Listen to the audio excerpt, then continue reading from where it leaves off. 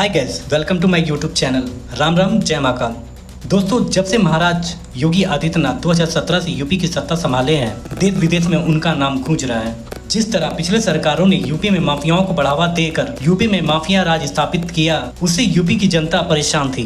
कोई सोचा नहीं था कि गुंडे माफिया बाबा का नाम सुनते ही बिल में घुस जाएंगे। महाराज जी का कानून वास्तव में जीरो टॉलरेंस पर काम करता है, जिसके कारण आज यूपी में दंगा फसाद नहीं होते हैं।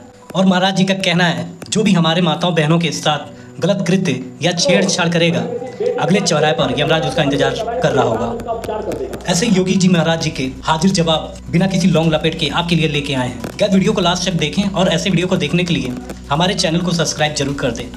धन्यवाद।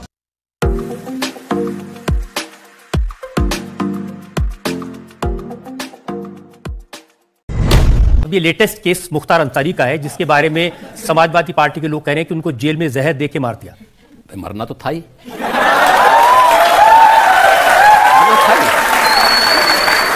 आप मुझे बताओ, जिस व्यक्ति ने सैकड़ों लोगों को मारा हो और कब तक बसता बसता फिरेगा, और एक माफिया के मरने पर उनके घर में जाकर के घड़ियाली आंसू बहा रहे थे ये लोग। बात तो सही है। यही फर्क है कि देश यही बर्दाश्त नहीं करना चाहता। अभी तो हमने माफियाओं को कार्रवाई की है, बहुत शीघ्र 4 जून के बाद एक निश्चित तिथि तय करेंगे, उत्तर प्रदेश को माफिया से पूरी तरह मुक्त हो गया इसकी घोषणा करेंगे। और हमारा जो नया यंत्र है, जिससे कांग्रेस और सपा बहुत भयभीत है, उस बुलडोजर से सफाई करवाई। सफाई करवाने के बाद गरीबों की आवाज बनाए हैं। हमारे शाहबुद्दीन भाई साहब, अतीक अहमद भाई साहब और मुख्तार अंसारी भाई साहब को इन्होंने ऊपर भेज दिया और कहते हैं कि कसम आप लोगों को कि उनकी कुर्बानी जाया नहीं जानी चाहिए। अब देखिए, ऊपर गए हैं कि नीचे गए हैं, ये मैं नहीं कह सकता।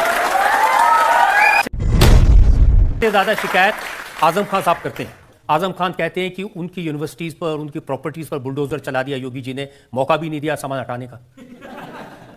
देखिए, ये उस महाभारत परिवार के ही काका श्री ये भी हैं।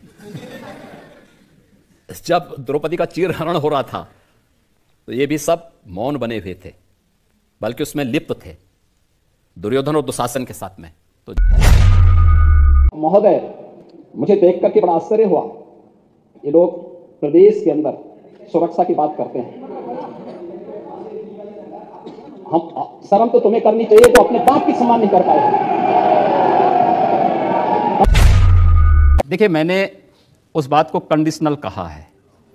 अगर कोई आपको मारेगा तो मुझे लगता है कि सामने कोई मानव होगा तो उस मानव को आप ये मान सकते हैं कि आपने एक थप्पड़ मारा, आप दूसरा थप्पड़ भी सहन कर सकते हैं। लेकिन अगर सामने दानव है तो अगर मारना एक हाथ से मारता है, दूसरा हाथ से इसका जवाब भी दीजिए। मैं एक सन्यासी हूँ। अगर हमें शास्त्र का प्रशिक्षण दिया गया तो शास्त्र के साथ साथ शस्त्र का भी। अगर हमारे हाथ में एक हाथ में माला है तो दूसरे हाथ में भाला लेकर के भी चलते हैं, जिससे समाज को शिष्ट भी किया जा सके और दुष्टों को उनके कृत्यों की सजा भी दी जा सके। एक सन्यासी का सही कर्तव्य होता है। ये बड़ी अच्छी बात कही आप। जहां पर प्रशासनिक व्यवस्था पूरी तरह फेल हो चुकी है, जहां पर वो किसी चीज को सुनने को तैयार नहीं है। गोरखपुर में दर्जनों व्यापारियों की दुकानें आग लगाई जा चुकी थी। एक व्यापारी की हत्या सरेआम इसलिए कर दी जाती क्योंकि हिंदू बालिका को जबरन, मुहर्रम का जुलूस उस बालिका के साथ जबरन करने का प्रयास करता और वो व्यापारी उसको बचाने के लिए आता है, तो उसकी हत्या सरेआम पुलिस की जीप से खींच करके, चाकू से गोंद करके उसकी हत्या कर दी जाती है। कोई इस बात को सुनने को तैयार नहीं। आखिर हम लोग बाकी इसके अलावा हमारे पास चारा क्या है? अपने लोगों को संगठित करके इस प्रकार के अन्याय का प्रतिकार करना। मुझे लगता है जब कानून और व्यवस्था फेल हो जाती है, जंगल राज हो जाता है, तो जंगल राज का जवाब जैसे को तैसा देने की तैयारी होनी चाहिए। मैंने ये कहा कि अगर कोई हमारा जलाएगा तो वो सुरक्षित नहीं बैठेगा। हम फिर इस बात की प्रतीक्षा नहीं करेंगे कि प्रशासन आएगा, हमारी बात को सुनेगा और फिर वो अपने तरीके से फैसला लेगा। प्रशासन रोकें अन्याय। मैं फिर कहता हूं ना कि अन्याय किसी के साथ ना हो, लेकिन हम अन्याय सहेंगे भी नहीं। हमको अकबरपुर कहने में संकोच होता है।